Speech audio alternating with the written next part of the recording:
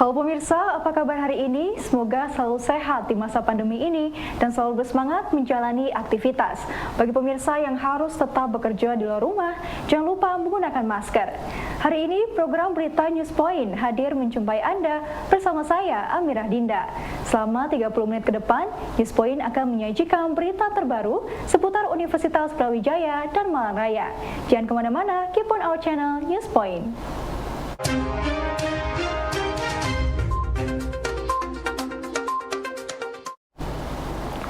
Muhammad Toha, anggota DPR RI, memiliki cara unik untuk mengenalkan legenda musik Indonesia kepada anak muda melalui podcast.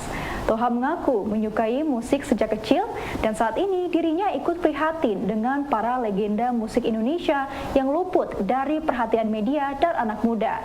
Melalui podcast, dirinya mengenalkan kembali para legenda musik di Solo Raya, termasuk Maestro Keroncong Waljina. Anggota DPRD RI Muhammad Toha mengantarkan Maestro Keroncong Waljina untuk melihat karyanya yang disimpan di Museum Musik Indonesia Malang. Dirinya mengaku rutin membuat podcast bersama para legenda musik dan seni budaya agar dapat dikenal oleh generasi muda. Khusus mengenai Waljina, dirinya mengaku sangat berhati-hati karena memiliki 1.700 lagu dan 200 lebih album. Melalui medsos dan podcast, Toha mengajak warga untuk mengembalikan secara sukarela kaset dan piringan hitam Waljina untuk dikelola bersama di museum. Atau 2 bulan terakhir ini saya mencoba lebih menekuni dengan cara mempodcast beberapa tokoh seni atau tokoh budaya yang ada di Surakarta, Solo Raya. Solo Raya itu ada 7 kabupaten kota. Di situ ada Pak Anom Suroto, ada Pak Warseno Sleng, ya, ada Pak Bagong Sudarmono, ada Mbak Indah Laras, ada Bu Waljina nih yang legend, ada lagi kemarin yang seniman sekarang termasuk ada Mbak Yan Velia, istrinya Mas Didi Kempot, kemudian ada Mas Pinju, Mas Pangsit, Tim Lo, Wawin Laura, semuanya kemarin kita podcast, kita supaya bisa menyebar lah kebudayaan mereka atau rasa budaya, rasa seni mereka. Nah kebetulan dengan Ibu Bu Waljina ini saya ngati-hati banget, artinya ngati-hati banget ini jangan sampai apa yang sudah dihasilkan oleh Ibu ini yang 1.700 lagu dan 200-an sekian album itu punah. Kemarin itu prihatin ketika kita mempodcast beliau itu kan beliau cerita, oh wong pialaku dijupuk koncoku kok gitu loh, diambil, maksudnya diambil itu ya diminta, bukan dicuri apa-apa. Tuh kaset-kaset itu banyak banget dulu tapi sudah diambili teman-teman ya karena murah hati dermawannya itu sehingga nggak berpikir untuk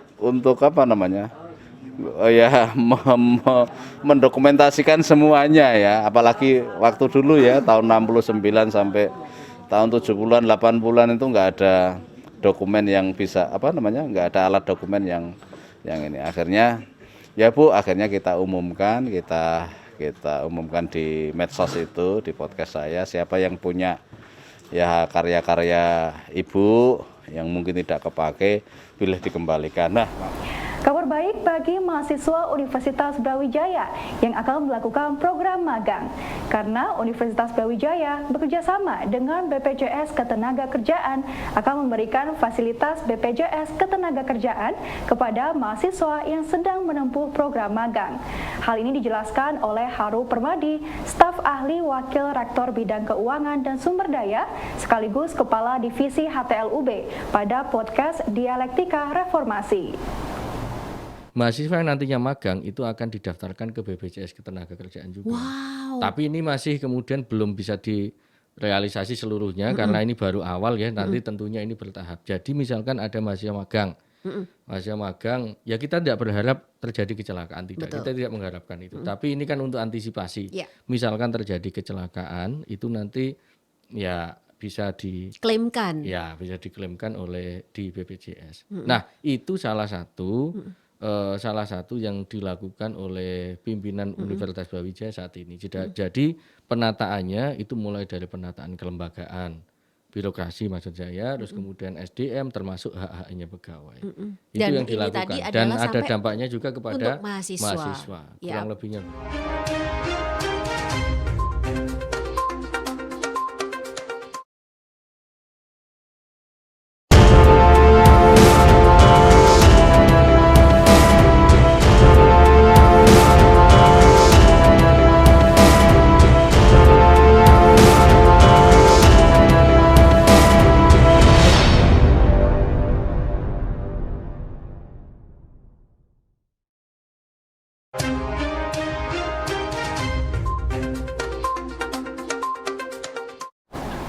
Pemirsa, untuk mewujudkan kehidupan inklusi dalam masyarakat, Formapi UB mengawali terlebih dahulu hal tersebut dipraktekkan dalam kegiatan kehidupan organisasi. Nina Maharani, Ketua Formapi UB, mengatakan bahwa pihaknya secara rutin melakukan pembekalan dan edukasi mengenai penerapan perilaku inklusi pada organisasinya.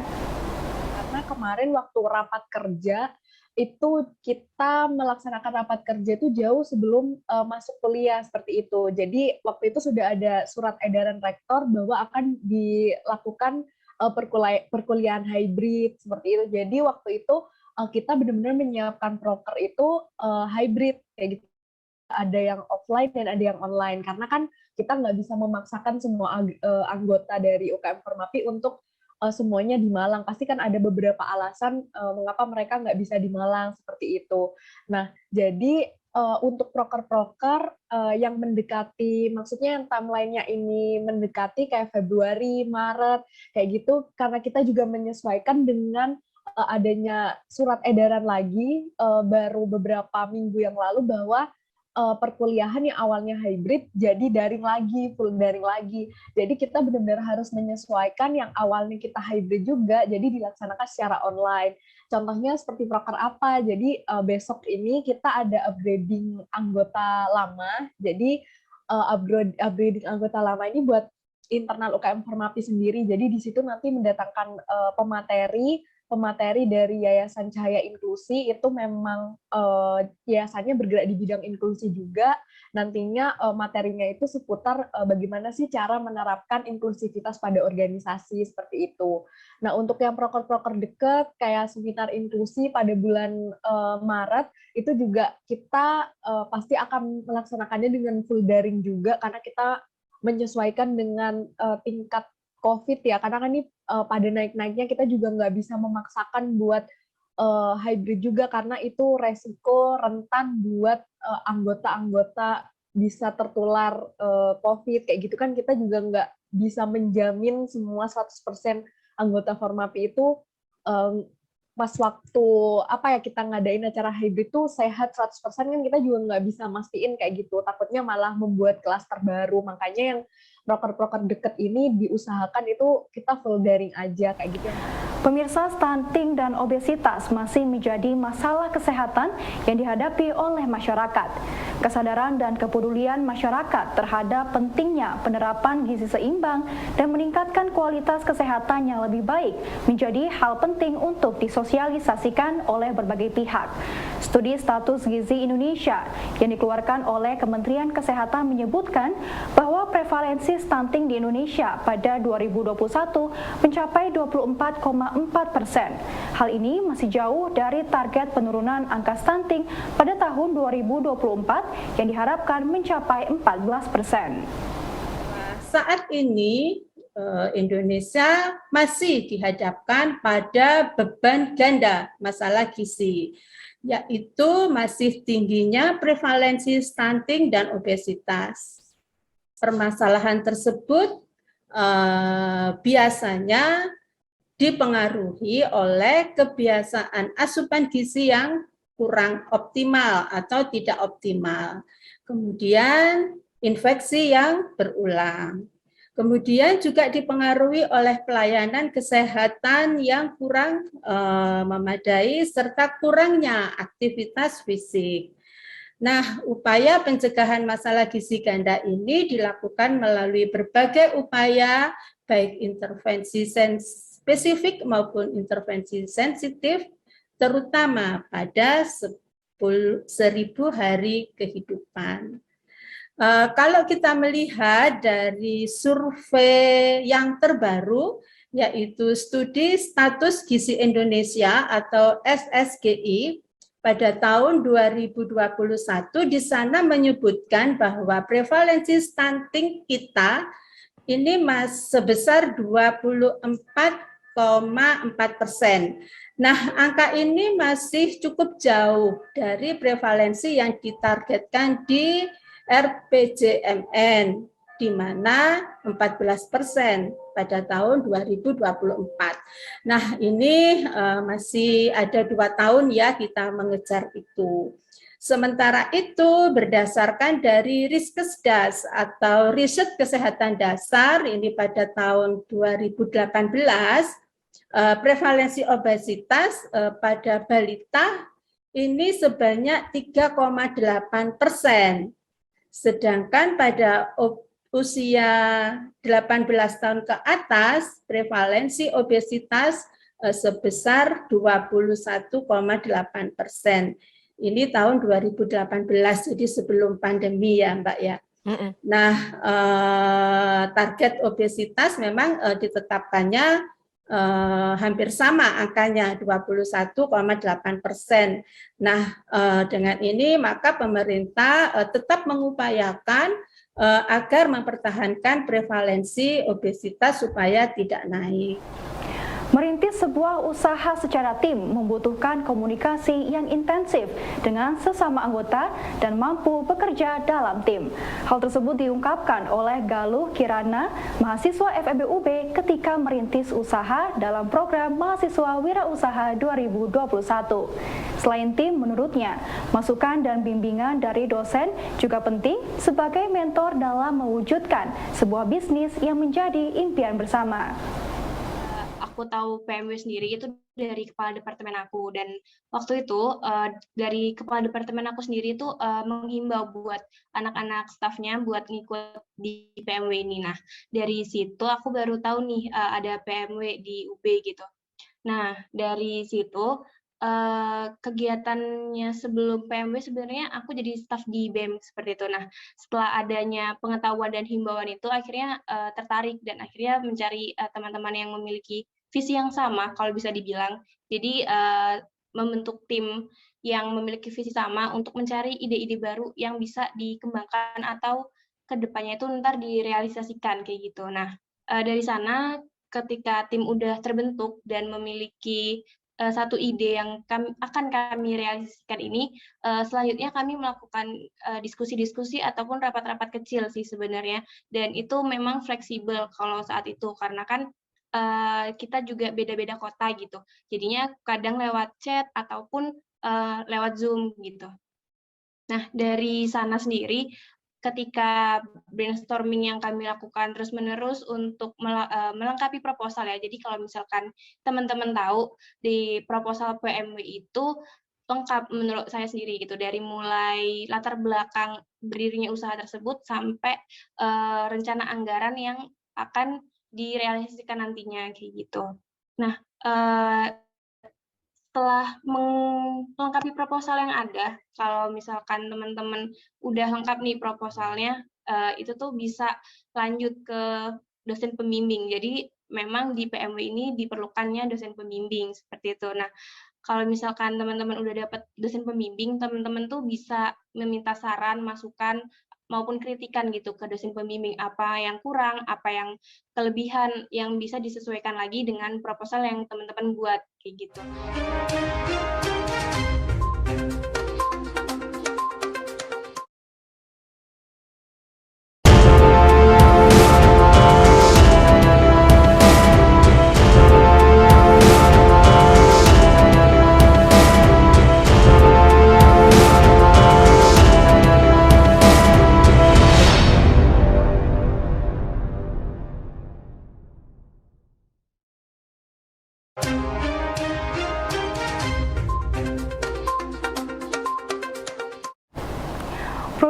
aromaterapi dengan aroma khas Nusantara menjadi salah satu faktor lahirnya Nusantera yang disebut Galuh Kirana, mahasiswa FEB UB beserta timnya. Namun menurutnya proses kelahiran Nusantera juga didukung oleh model kanvas yang tepat. Galuh menyarankan kepada pebisnis muda untuk memiliki model bisnis kanvas terlebih dahulu agar memiliki pandangan yang utuh untuk tahapan bisnis yang akan dilakukan. Produk saya sendiri yaitu Nusantera. Jadi kemarin kita melakukan perencanaan bisnisnya melalui yang pertama kita membuat bisnis model kanvas, dan ini tuh aku saranin juga ke teman-teman yang lainnya yang ingin memulai usahanya. Jadi start dulu aja dari bisnis model kanvas ini karena menurut aku sendiri itu sangat membantu untuk perencanaan ke depannya.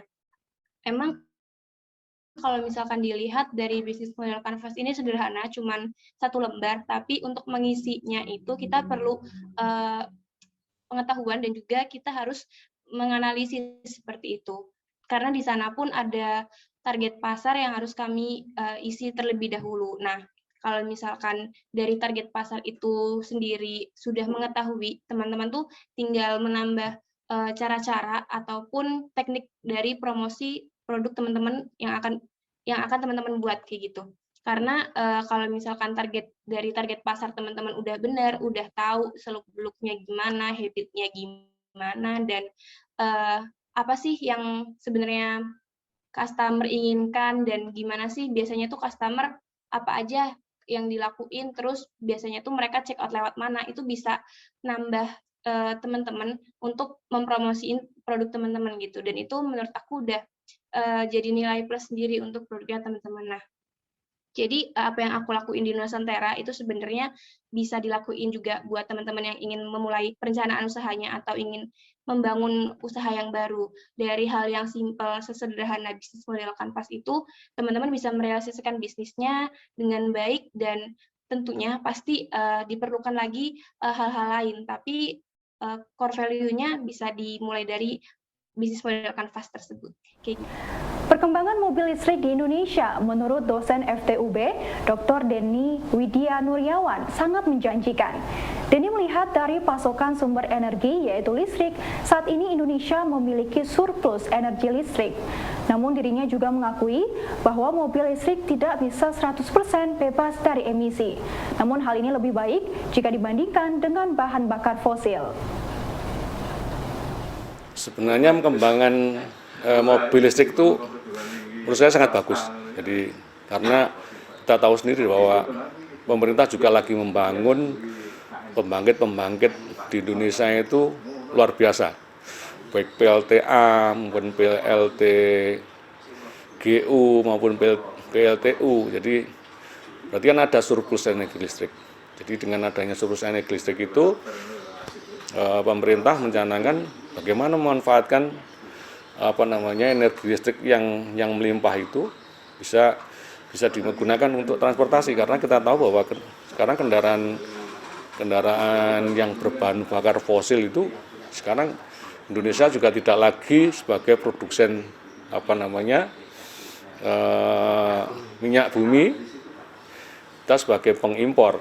Nah, mungkin sudah ada kembangan lagi sekarang, pemerintah juga lagi mengembangkan tentang bahan bakar biodiesel itu. Ya, itu problemnya kan biodiesel beririsan dengan kebutuhan minyak ini. Kan kalau CPO kan minyak minyak goreng dan seterusnya, konsumsi masyarakat. Mungkin ya, salah satu paling cepat ya mobil listrik itu. Jadi saya kira untuk membagi ekosistem juga bagus. Menggunakan energi listrik, hanya saja harus dipikirkan juga bahwa energi listrik yang sebagai penggeraknya bahan bakarnya, kalau PLTGU, PLTU kan juga menghasilkan emisi. Jadi mungkin harus diperhitungkan juga, itu tidak bisa zero emission, karena kalau menggunakan bahan bakar batu bara, kemudian bahan bakar minyak, diesel gitu kan juga menghasilkan efek rumah kaca CO2. Tetapi kalau kita optimalkan tentang mobil listrik berbahan bakar dari sumber energi listriknya dari PLTA, yaitu bisa zero emission. Dosen dan pembina Tim APAT 62, Dr. Denny Widya Nuriawan, mengatakan bahwa regenerasi Tim APAT 62 di UB menjadi tantangan tersendiri. Salah satunya karena mahasiswa saat ini dituntut studi selama 4 tahun, sehingga keterlibatan dalam tim hanya berkisar 2-3 tahun.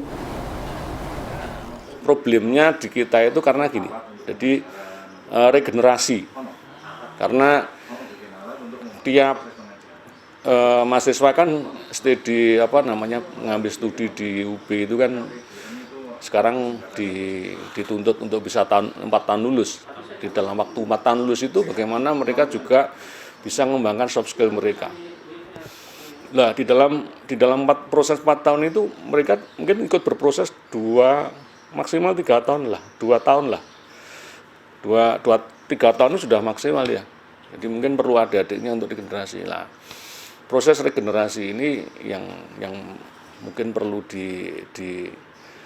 ditata itu, karena semua aspek tidak hanya di tim APAT ini juga, mungkin di tim kegiatan-kegiatan di yang lain ya perlu proses regenerasi ini. Karena proses regenerasi yang harus berkelanjutan ini berarti kan kita harus mengulang-ulang. Suatu hal yang paling penting itu dalam proses regenerasi itu bagaimana repotnya adik-adik kakak-kakaknya sebelumnya itu tertata dengan bagus. Itu yang mungkin yang selama ini belum menurut saya belum tertata dengan bagus. Kalau itu sudah tertata dengan bagus, generasi penerusnya itu tidak harus mengulang hal-hal yang sama dengan sebelumnya, tetapi dia bisa mempelajari yang sebelumnya, kemudian membuat improvisasi sehingga dengan kreativitas mereka bisa meningkatkan performa yang telah dilakukan oleh kakak-kakak sebelumnya. Saya kira yang harus dikembangkan terhadap itu. Kalau sisi mahasiswanya sendiri, saya kira perlu militasi tinggi. Baik pemirsa, informasi tadi sekaligus menutup perjumpaan kita hari ini.